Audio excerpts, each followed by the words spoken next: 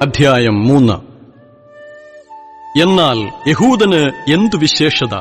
അല്ല, പരിച്ഛേദനയാൽ എന്തു പ്രയോജനം? സകലവിധത്തിലും വളരെയുണ്ട്. ഒന്നാമത്, ദൈവത്തിന്റെ അരുളപ്പാടുകൾ അവരുടെ പക്കൽ സമർപ്പിച്ചിരിക്കുന്നതു തന്നെ. ചിലർ വിശ്വസിച്ചില്ല എങ്കിൽ അവരുടെ അവിശ്വാസത്താൽ ദൈവത്തിന്റെ വിശ്വസ്തതയ്ക്ക് നീക്കം വരുമോ? ഒരു നാളുമില്ല. നിന്റെ വാക്കുകളിൽ നീ നീതീകരിക്കപ്പെടുവാനും നിന്റെ ന്യായവിസ്താരത്തിൽ ജയിപ്പാനും എന്നെഴുതിയിരിക്കുന്നതുപോലെ ദൈവം സത്യവാൻ. സകല മനുഷ്യരും ഭോഷ്ക് പറയുന്നവർ എന്നേ വരൂ.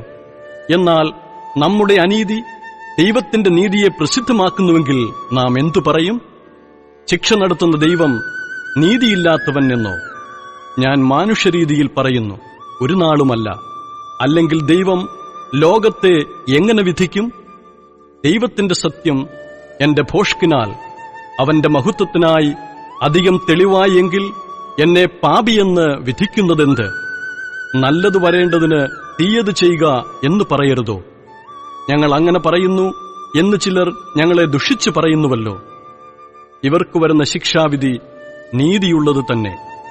ആകയാൽ എന്ത്? നമുക്ക് വിശേഷതയുണ്ടോ? അശേഷമില്ല. യഹൂദന്മാരും യവനന്മാരും ഒരുപോലെ പാപത്തിന് കീഴാകുന്നു എന്ന് നാം മുമ്പേ തെളിയിച്ചുവല്ലോ. നീതിമാൻ ആരുമില്ല, ഒരുത്തൻ പോലുമില്ല. ഗ്രഹിക്കുന്നവൻ ഇല്ല, ദൈവത്തെ അന്വേഷിക്കുന്നവനും ഇല്ല. എല്ലാവരും വഴിതെറ്റി ഒരുപോലെ കൊള്ളരുതാത്തവരായിത്തീർന്നു. നന്മ ചെയ്യുന്നവനില്ല, ഒരുത്തൻ പോലുമില്ല. അവരുടെ തൊണ്ട തുറന്ന ശവക്കുഴി. നാവുകൊണ്ട് അവർ ചതിക്കുന്നു. സർപ്പവിഷം അവരുടെ അധരങ്ങൾക്ക് കീഴെയുണ്ട്. അവരുടെ വായിൽ ശാപവും കയ്പും നിറഞ്ഞിരിക്കുന്നു. അവരുടെ കാൽ രക്തം ചൊരിയുവാൻ ബദ്ധപ്പെടുന്നു.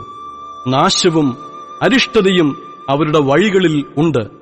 സമാധാനമാർഗം അവർ അറിഞ്ഞിട്ടില്ല. അവരുടെ ദൃഷ്ടിയിൽ ദൈവഭയമില്ല എന്നിങ്ങനെ എഴുതിയിരിക്കുന്നുവല്ലോ. ന്യായപ്രമാണം പറയുന്നത് എല്ലാം ന്യായപ്രമാണത്തിന് കീഴുള്ളവരോട് പ്രസ്താവിക്കുന്നു എന്ന് നാം അറിയുന്നു. അങ്ങനെ ഏതു വായും അടഞ്ഞ് സർവ്വലോകവും ദൈവസന്നിധിയിൽ ശിക്ഷായോഗ്യമായി തീരേണ്ടതത്രേ. അതുകൊണ്ട് ന്യായപ്രമാണത്തിന്റെ പ്രവൃത്തികളാൽ ഒരു ജഡവും അവന്റെ സന്നിധിയിൽ നീതീകരിക്കപ്പെടുകയില്ല. ന്യായപ്രമാണത്താൽ പാപത്തിന്റെ പരിജ്ഞാനമത്രേ വരുന്നത്.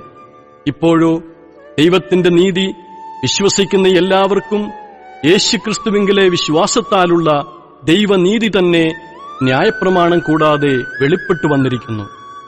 അതിന് ന്യായപ്രമാണവും പ്രവാചകന്മാരും സാക്ഷ്യം പറയുന്നു. ഒരു വ്യത്യാസവുമില്ല. എല്ലാവരും പാപം ചെയ്ത് ദൈവ തേജസ് ഇല്ലാത്തവരായിത്തീർന്നു. അവന്റെ കൃപയാൽ ക്രിസ്തുയേശുവിങ്കിലെ വീണ്ടെടുപ്പ് മൂലം സൗജന്യമായത്രേ നീതീകരിക്കപ്പെടുന്നത്. വിശ്വസിക്കുന്നവർക്ക് അവൻ തന്റെ രക്തം മൂലം പ്രായശ്ചിത്തമാകുവാൻ ദൈവം അവനെ പരസ്യമായി നിർത്തിയിരിക്കുന്നു. ദൈവം തന്റെ പൊറുമയിൽ മുൻകഴിഞ്ഞ പാപങ്ങളെ ശിക്ഷിക്കാതെ വിടുക നിമിത്തം തന്റെ നീതിയെ പ്രദർശിപ്പിപ്പാൻ താൻ നീതിമാനും യേശുവിൽ വിശ്വസിക്കുന്നവനെ നീതീകരിക്കുന്നവനുമാകേണ്ടതിന് ഇക്കാലത്ത് തന്റെ നീതിയെ പ്രദർശിപ്പിപ്പാൻ തന്നെ അങ്ങനെ ചെയ്തത്. ആകയാൽ പ്രശംസ എവിടെ? അത് പൊയ്പോയി. ഏതു മാർഗത്താൽ? കർമ്മമാർഗത്താലോ? അല്ല, വിശ്വാസമാർഗത്താലത്രേ. അങ്ങനെ മനുഷ്യൻ ന്യായപ്രമാണത്തിന്റെ പ്രവൃത്തി കൂടാതെ വിശ്വാസത്താൽ തന്നെ നീതീകരിക്കപ്പെടുന്നു എന്ന് നാം അനുമാനിക്കുന്നു. അല്ല, ദൈവം യഹൂദന്മാരുടെ ദൈവം മാത്രമോ? ജാതികളുടെയും ദൈവമല്ലയോ? അതെ, ജാതികളുടെയും ദൈവമാകുന്നു. ദൈവം ഏകനല്ലോ? അവൻ വിശ്വാസം മൂലം പരിച്ഛേദനക്കാരെയും വിശ്വാസത്താൽ അഗ്രചർമ്മികളെയും നീതീകരിക്കുന്നു. ആകയാൽ നാം വിശ്വാസത്താൽ ന്യായപ്രമാണത്തെ ദുർബലമാക്കുന്നുവോ? ഒരു നാളും ഇല്ല. നാം ന്യായപ്രമാണത്തെ ഉറപ്പിക്കുകയത്രേ ചെയ്യുന്നു.